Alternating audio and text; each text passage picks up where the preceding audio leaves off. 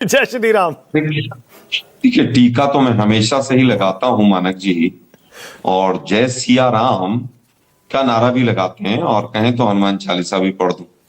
लेकिन ये टीवी का मंच है, शायद डिबेट के लिए हम लोग बैठे हैं यहाँ। तो बताइए फिर मुझे आलोक जी, लगता है कि आपको आज दुख हो रहा है कि एक और ऐसे राज्य में बीजेपी की सरकार आ गई, शुभेंदु अधिकारी सीएम बनने जा रहे हैं, जहां पर किसी ने नहीं सोचा था कि टीएमसी को कोई हरा सकता है। देखिए, दुख और सुख की बात नहीं है। दुख की बात यह है या सुख की बात यह है कि किसकी सरकार बनी, ये इंपॉर्टेंट नहीं। दुख की बात यह है सरकार कैसे बनी।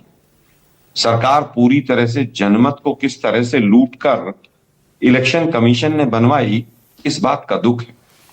सरकारें तो अगर इसी तरह से बनेंगी तो पूरे हिंदुस्तान में क्या, जहां पर भी ज्ञानेश कुमार इलेक्शन कमीशन बना के भेजेंगे वहीं पर बन जाएंगे। आज उनको धन्यवाद, अमित शाह जी ने सबका धन्यवाद दिया, ज्ञानेश कुमार जी का धन्यवाद देना भूल गए। अरे भाई, अभी बड़ा भाषण देकर गए अमित शाह जी। इसी तरह का भाषण मणिपुर में भी दे दीजिए ना जाकर। वहां पर भी तो ऊपर कमल और नीचे कमल, सब जगह कमल ही वहीं तो है ना। वहां पर भी तो डबल इंजन की सरकार होगी ना। कल ही इनके मंत्रालय के एनसीआरबी के आंकड़े आए हैं। आपने देखा होगा किस तरह से महिलाओं के ऊपर अत्याचार पूरे देश में बढ़ा है। महिला सुरक्षा की अभी बात करके गए हैं वो। अभी मैं उत्तराखंड में चंपावत की कल की घटना पूरा देश देख रहा है, किस तरह से पुलिस और प्रशासन ने एक 10वीं की छात्रा के साथ जो रेप हुआ उसको तहरीर को बदलवाया गया, और क्या क्या हुआ वो पूरी चर्चा का विषय। पूरे उत्तराखंड में आज इनके मुख्यमंत्री के पुतले फूके गए। अंकिता भंडारी को तो इन्होंने न्याय दिलवा ही दिया होगा। इतना लंबा चौड़ा भाषण देकर चले गए। अपराध का राजनीतिकरण और राजनीतिकरण का अपराध। अपना इतिहास जानते हैं अमित शाह जी, आप कितने बड़े क्या थे और किस किस तरह की टिप्पणियां न्यायालय ने आपके ऊपर की। एक सेकंड आलोक जी, आज जो मुद्दा मुझे है लगता है बीजेपी की एक नई सरकार बनने का है, जिस पर आप बेईमानी का आरोप लगाते हैं। मानक जी देखिए, आप बेईमानी का आरोप लगा रहे हैं। अमित शाह जी ने इसी भाषण में कहा कि भैया, अभी उन्होंने इस बात का जिक्र नहीं किया, मैं कर देता हूं। केरल में आपकी सरकार बन रही है ना, और तमिलनाडु में भी शायद आप ही की विजय के साथ सरकार बन रही है ना, गठबंधन की। मानक जी, दुर्भाग्य ये है कि लोकतंत्र का चौथा स्तंभ बिल्कुल कुतर्क के रास्ते पे चल दिया। एक गली में 10 घर थे, 8 में चोरी हुई और 2 में नहीं हुई। तो 8 के जितने चोर थे उनको सबको बरी कर दो।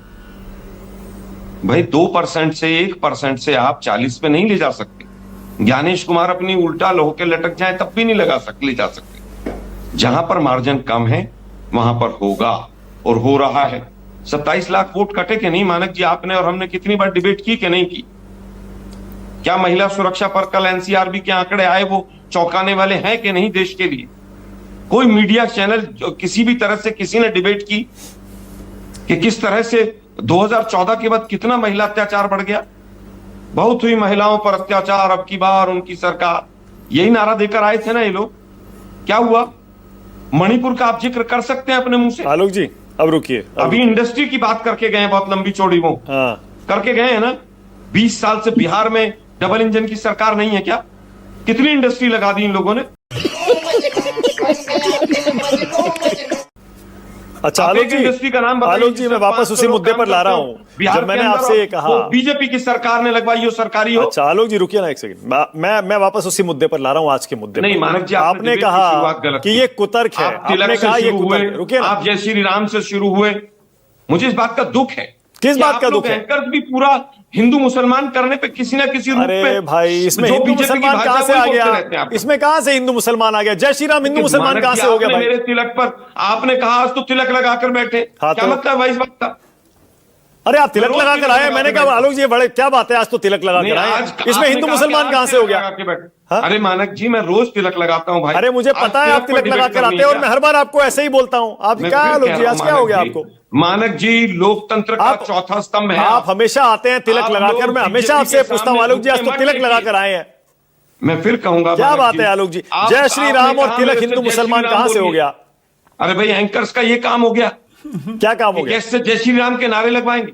अरे कमाल है। मैं तो कह रहा हूं, मैं 10 बार जय श्री राम बोलूंगा। आलोक जी आपको नहीं बोलना जय श्री राम, मत बोलिए। सरकार मत बोलिए जय श्री राम, क्या दिक्कत है? मत बोलिए। के पिट्ठू बनने से ज्ञानेश कुमार पिट्ठू बन गया है बीजेपी का। लोकतंत्र का चौथा स्तंभ 4 दिन से बिल्कुल खोखला हुआ पड़ा है। जैसे एक ही जगह चुनाव हुआ है, दूसरी जगह चुनाव ही नहीं हुआ। अरे दूसरी जगह का ही तो मैं आपको उदाहरण दे रहा था, जिस पर आप बोल रहे कुतर्क हो गया। तमिलनाडु और केरल में कांग्रेस की सरकार बन जाए, वहां बेईमानी नहीं हुई। असम में और बंगाल में बेईमानी हुई। एनसीआरबी के आंकड़े आए, क्या हिंदुस्तान के एक टीवी चैनल ने राष्ट्र की बात और हल्ला बोल किया? एक ने किया हो तो मुझे बता दीजिए। साल में 365 में से 360 दिन आलोक जी उन्हीं मुद्दों पर डिबेट होती है जो आप लोग उठाते हैं, जो कांग्रेस पार्टी उठाती है, विपक्ष उठाता है। 360 दिन उन मुद्दों पर डिबेट होती है। 360 दिन नहीं आते हैं।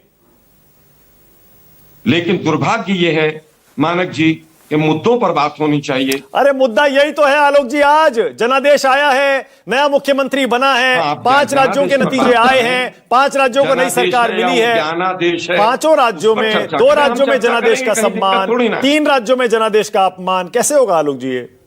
देखिए, मैं फिर कहूंगा मानक जी कि अगर कहीं पर लोकतंत्र मर रहा है तो वहां की चर्चा होनी चाहिए।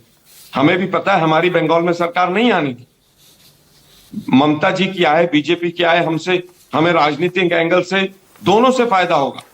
लेकिन दुर्भाग्य यह है कि आज जो जिस तरह से ज्ञानादेश आया है जनादेश की जगह, वो दुर्भाग्यपूर्ण है। जनमत को कैसे अच्छा एक काम करते हैं आलोक जी, मैं जवाब दे सकती हूँ? हाँ शाजी, इसके बाद आ रहा हूं। एक चीज और बताइए फिर। वो आप ही के इंडिया गठबंधन के सहयोगी तमिलनाडु वाले डीएमके आप पर बैक स्टैबिंग का आरोप लगा रहे हैं, पीठ में खंजर भोंक दिया आपने, धोखाधड़ी कर दी, आप मौका परस्त हैं आलोक जी, जवाब दीजिए। ठीक है, लगा सकते हैं, बिल्कुल लगा सकते हैं। एक पार्टी दूसरे पार्टी के ऊपर तमाम आरोप लगाती है। हाँ। शिवसेना और अकाली बीजेपी के लिए क्या क्या बोलते हैं, और जो नीतीश की पार्टी के साथ बीजेपी ने किया, नीतीश के लोगों ने क्या क्या बोला है। अगर कहीं पर कोई चीज है, लोकतंत्र है, हाँ। हमारे सहयोगी रहे। 2013 भी याद है जब उन्होंने वो एनडीए से बाहर गए, लेकिन मैं चर्चा नहीं करना चाहता। वो डीएमके वो भी है जिसने 9 दिन तक अपने मंत्रिमंडल, जो 8 मंत्री बने थे, उनको एक मंत्रिमंडल या 2 के लिए मंत्री ज्वाइन नहीं कराया था। आपस में सहयोगी दलों में तमाम चीजें होती हैं। नीतीश कुमार ने अपने कैंडिडेट मणिपुर में उतारे थे, नहीं उतारे? अब तो सहयोगी रहे नहीं ना। मैं फिर आपको पता है डीएमके की नेता कनिमोई ने लोकसभा स्पीकर को चिट्ठी लिखकर कह दिया है कि संसद में हमारी सीटें अलग कर दी जाएं, हम कांग्रेस के साथ नहीं बैठेंगे अब लोकसभा में। मानक जी, चीजें लोकतंत्र में होती है। और अमित शाह जी ने बहुत अच्छा गिनवा दिया कि हमारी सरकार तमिलनाडु में इतने दिन से नहीं है, वेस्ट बंगाल में इतने दिन से नहीं है। उन्होंने क्लीन चिट दिया कि कांग्रेस पार्टी वोट करती है, कांग्रेस पार्टी इलेक्शन कमीशन को अपना पिट्ठू नहीं बनाती है। ये क्लीन चिट अमित शाह जी ने हमें दिया। अगर ऐसा नहीं होता जो आज अमित शाह जी और मोदी जी कर रहे हैं, अगर कांग्रेस ने भी ये किया होता तो हमारी भी सरकारें बन गई होती। लेकिन दुर्भाग्य है। स्वयं पुरोहित, उसके बाद स्वयं पुरोहित आ गए। आई होप आप लोगों ने वीडियो को पूरा देखा ही होगा। ऐसी ही वीडियो को देखने के लिए चैनल को सब्सक्राइब करें और वीडियो को लाइक करना ना भूलें। नमस्कार। शुरू करते हैं फिर। आज आलोक जी, आज तो टीका लगा कर आए हैं आप। अमित शाह ने अभी जय श्री राम का नारा जोर से लगाया, आप भी लगा दीजिए आलोक जी, जय श्री राम। देखिए, टीका तो मैं हमेशा से ही लगाता हूँ मानक जी, और जय सिया राम का नारा भी लगाते हैं, और कहें तो हनुमान चालीसा भी पढ़ते हैं। लेकिन टीवी का मंच है, शायद डिबेट के लिए हम लोग बैठे हैं यहाँ। बताइए फिर आलोक जी, आपको आज दुख हो रहा है कि एक और ऐसे राज्य में बीजेपी की सरकार आ गई, शुभेंदु अधिकारी सीएम बनने जा रहे हैं, जहां पर किसी ने नहीं सोचा था कि टीएमसी को कोई हरा सकता है। देखिए, दुख और सुख की बात नहीं, दुख की बात यह है या सुख की बात यह है कि किसकी सरकार बनी, ये इंपॉर्टेंट नहीं। दुख की बात यह है सरकार कैसे बनी। सरकार पूरी तरह से जनमत को किस तरह से लूट कर इलेक्शन कमीशन ने बनवाई, इस बात का दुख। सरकारें तो अगर इसी तरह से बनेंगी तो पूरे हिंदुस्तान में क्या, जहां पर भी ज्ञानेश कुमार इलेक्शन कमीशन बना के भेजेंगे वहीं पर बन जाए। आज उनको धन्यवाद, अमित शाह जी ने सबका धन्यवाद दिया, ज्ञानेश कुमार जी का धन्यवाद देना भूल गए। अरे भाई, अभी बड़ा भाषण देकर गए अमित शाह जी, इसी तरह का भाषण मणिपुर में भी दे दीजिए ना जाके। वहां पर भी तो ऊपर कमल और नीचे कमल, सब जगह कमल ही बनी तो है।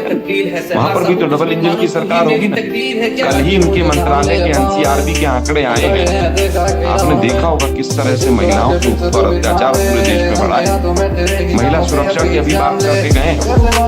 अभी मैं उत्तराखंड में चंपावत की कल की घटना पूरा देश देख रहा है, किस तरह से पुलिस और प्रशासन ने एक 10वीं की छात्रा के साथ जो रेप हुआ उसको तहरीर को बदलवाया गया और क्या क्या हुआ वो पूरी चर्चा का विषय। पूरे उत्तराखंड में आज इनके मुख्यमंत्री के पुतले फूके गए। अंकिता भंडारी को तो इन्होंने न्याय दिलवा ही दिया। इतना लंबा चौड़ा भाषण देकर चले गए। अपराध का राजनीतिकरण और राजनीतिकरण का अपराध। अपना इतिहास जानते हैं अमित शाह जी, आप कितने बड़े क्या थे और किस किस तरह की टिप्पणियां न्यायालय ने आपके ऊपर की। एक सेकंड आलोक जी, आज जो मुद्दा मुझे है लगता है कि एक नई सरकार बनने का है, जिस पर आप बेईमानी का आरोप लगाते हैं। मानक मैं जी कह रहा हूं, देखिए, आप बेईमानी का आरोप लगा रहे हैं। अमित शाह जी ने इसी भाषण में कहा